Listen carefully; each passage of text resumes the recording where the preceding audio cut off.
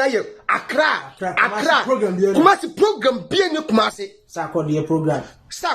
Rapaholic so yes why no Tamale aye ne nkrabe mi no se me so se 9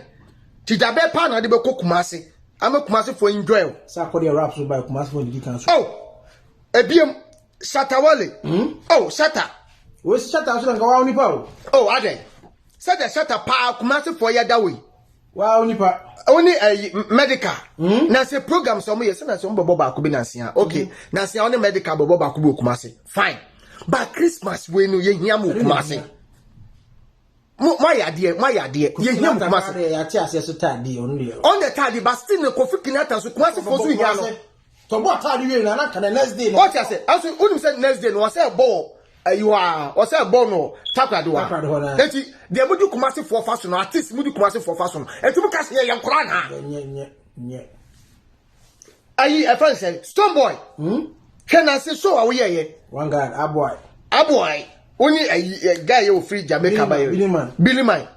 so no last week na mshia no Jamaica we said maybe fan here now we go on make he so mo ye no sakra o sahefo powerful show my mama for you go as a Kumasi mama Kumasi at say America my Kumasi at say UK mama Kumasi abroad at say I was abroad dey mudi mo bronya wo dem I say door to door abroad maybe buy see am abroad me dinya door to door wa obi say me ye party kwaku ma no over kwa dem ya kwatanta wa sa ni ase pie ase ye ba nye fe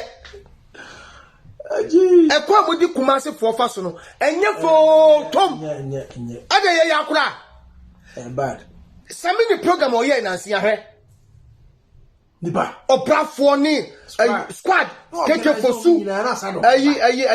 ayi boy dance boy on Stone Boy ayi kakre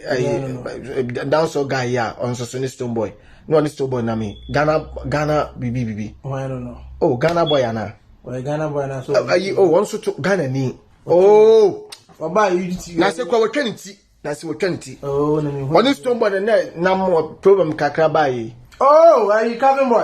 boy program samu ye nyina ye ayen